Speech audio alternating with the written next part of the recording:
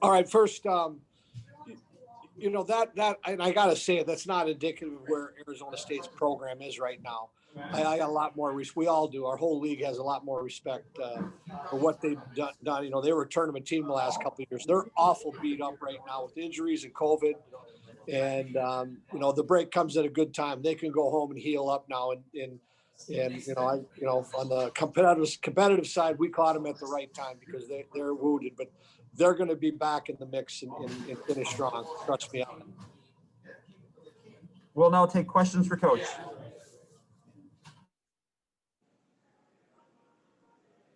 Bob, did it seem Blake McLaughlin's goal in the second period where he had the Arizona State guy draped on him, did that seem to open the floodgates for your team? No, because I think they got another goal to get back in it then. And then we also gave up a breakaway that we had to stop. It wasn't over until right away the start of the third period because Arizona was putting up a fight. That was a huge goal to give us some breathing room because it was awful tight. But because I get mixed on what the score went when he scored, but we still gave them a couple chances and they were almost back in the game again. The play of both Walker and Myers tonight, it just seemed like they were so strong on the puck. Yeah, and that's Sammy now. We've seen that since Christmas. And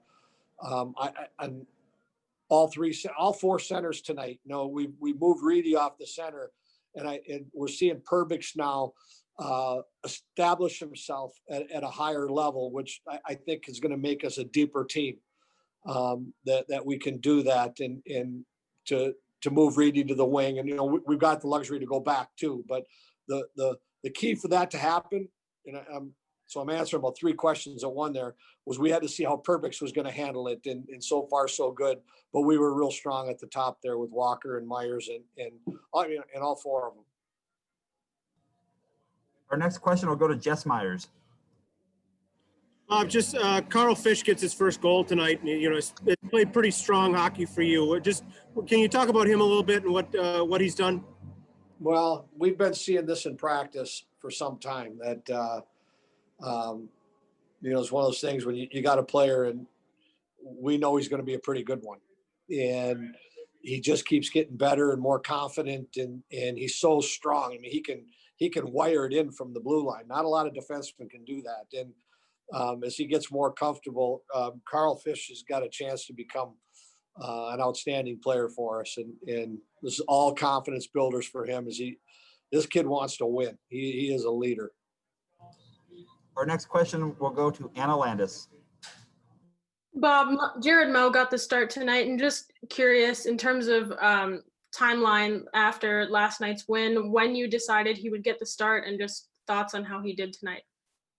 I mean, all week long, we planned on playing both goalies, so there was no reason to all week long. So we just went with it, and tonight we needed Jared. Jared had there were a couple saves that he had to make that would have got given more life to Arizona. That breakaway in the second when we both defensemen pinched on a power play. Then we go into the break. We go into in a 4-3 game, and things could be different. So Jared did his job tonight, and he looked more comfortable than he did the last time, and we needed to get him in there.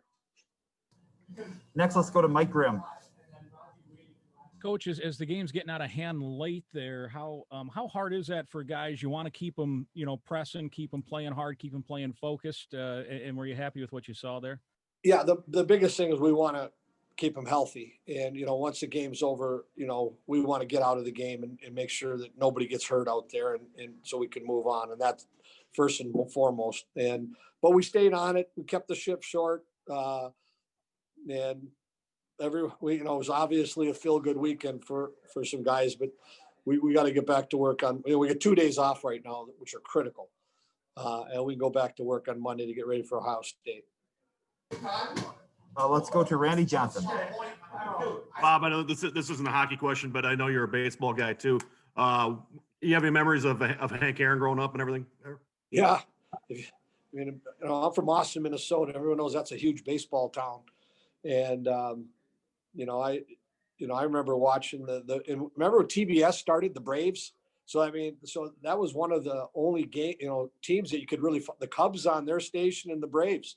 So, he is an icon. He is one of the greatest of all time. And God, it just seems like we're hearing way too much of that recently with what's going on. But the sports world, and we lost a great one today.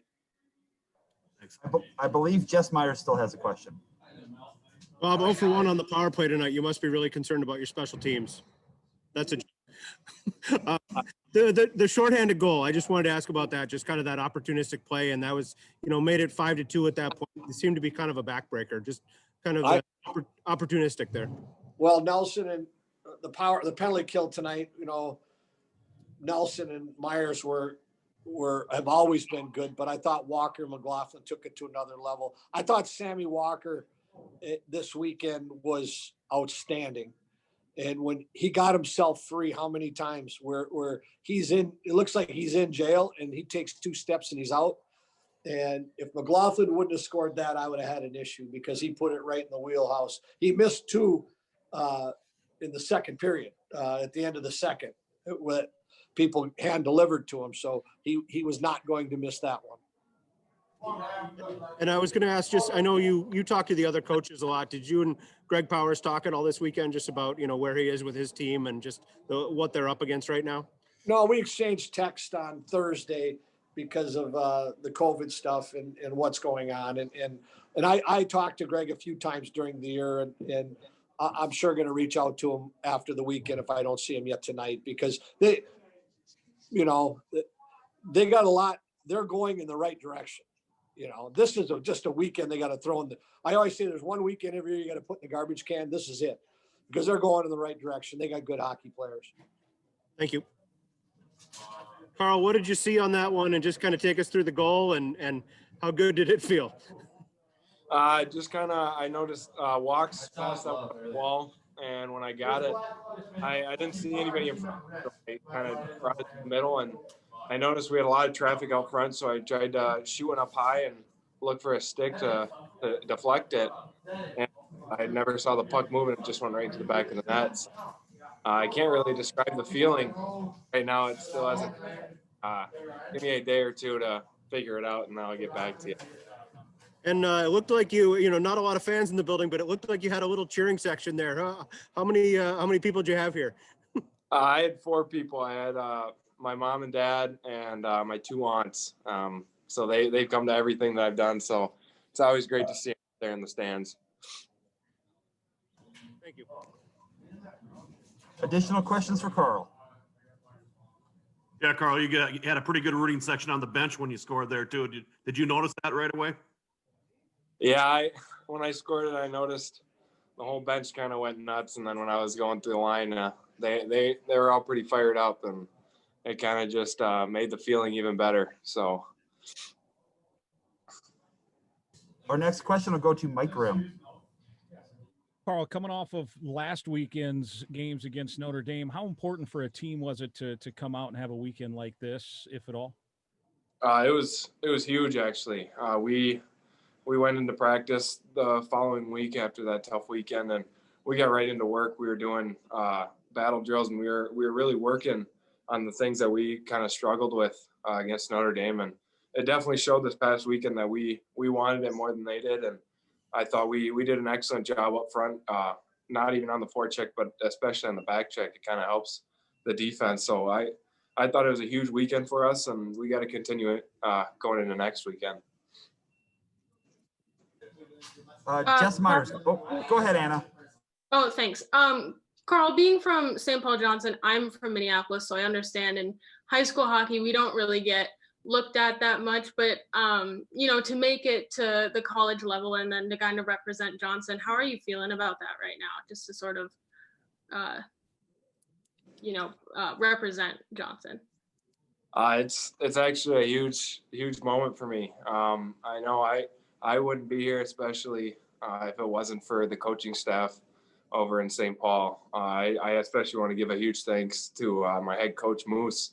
He kind of helped me grow up when I was coming into high school, and he wasn't really just my coach. He was kind of like a father figure to me, and he kind of helped me a lot growing up. And I wouldn't be anywhere close to here if it wasn't for that guy. So going back to that, I think representing my hometown of St. Paul Johnson, it's huge to even be playing here in my hometown college. So it's pretty amazing. I believe we have another question from Jess Myers. Carl, I can't remember if you played the last time Jared played against Arizona State or not, but just what's the contrast between having Jared back there and having Jack back there as far as them talking and controlling the puck, and just how are they different as goalies? I think with Jared back there, he's a big guy, and I know we got to talk more when he's back there, just because Laugh's the vocal kind of guy, and Mo he's kind of a little bit quieter. But when we start a game and we don't care who's in that, whether it's Justin, if it's Jared, or even if it's Laffer, we kind of just play our same way, and we know that all three goalies back there are going to do their job. And, it's still a relatively close game going into the third. Did somebody kick a garbage can or something to kind of spur that eruption in the third period in the locker room? No. We went in the locker room and we just kind of we talked about it, and we knew we were the better team going into that period, and we didn't want to get down on ourselves. So I think we all just kind of bought in going into the third period, and we knew we had nothing to save it for, so we just kind of left it all out there. Thank you, Jack. It's still a relatively close game going into the third period. Did somebody kind of say something to get things going in the locker room between periods, or what caused that third period? Yeah, as a team, we talk a lot in between periods, and we just said enough is enough. Like, we got to take this game over and play the way that we play. And for you personally, how good did it feel to see that red light a couple times? It felt unbelievable, to be honest with you. I've been waiting for it.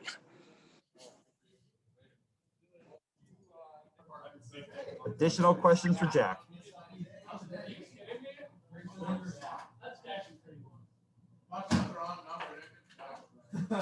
No, you're in it. I can prove it.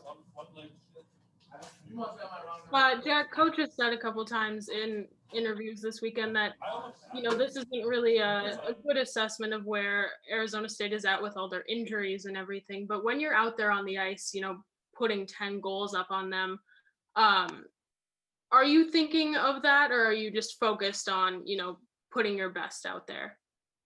Yeah, obviously they had a couple guys out due to injury and COVID and such, and so that's always a tough way to play, being down guys. But we just had to approach it as if they had their full team. We just play our game, and I know we showed our offense this weekend finally, and I mean, I'm happy to see it. Jack, I'll take a question. Oh, Randy, do you have a question?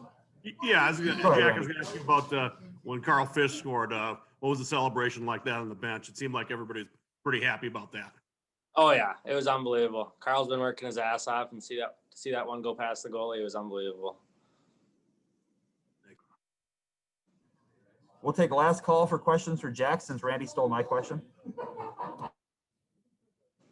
Jack, I saw your parents pulling into the parking lot tonight. They had talked about how, they can't go to your brother's games yet because of things. How much does it mean just to, it's not a full crowd, obviously, but just to have some family here and to have some people in the stands. What is that feeling like? Oh, I love it. Being able to be supported, at least, having a couple people in the crowd, and even I get off the ice and I see my brother's texting me, and he has a game and he might be playing right now for all I know, but it's always nice to have family around. And then, we had talked a little bit, you and Jax Murray played together in high school. Did you guys talk at all this weekend, or, any kind of running into him on the ice or anything? Oh yeah. I love Jamer. There were a couple times where he had the puck and I was going at him, and every time I'd be like, I got you, Jamer, I got you. And he'd just be chuckling, and no, it was fun to play against him. Cool. Thank you. Congrats. Thank you. With that, unless we have any other questions, we will turn everyone loose for the weekend. I got one more. Go ahead. 2 days off now. Ice fishing, or what's on tap? Oh, most definitely. I'll be getting out on the lake somewhere. Thanks. Thank you.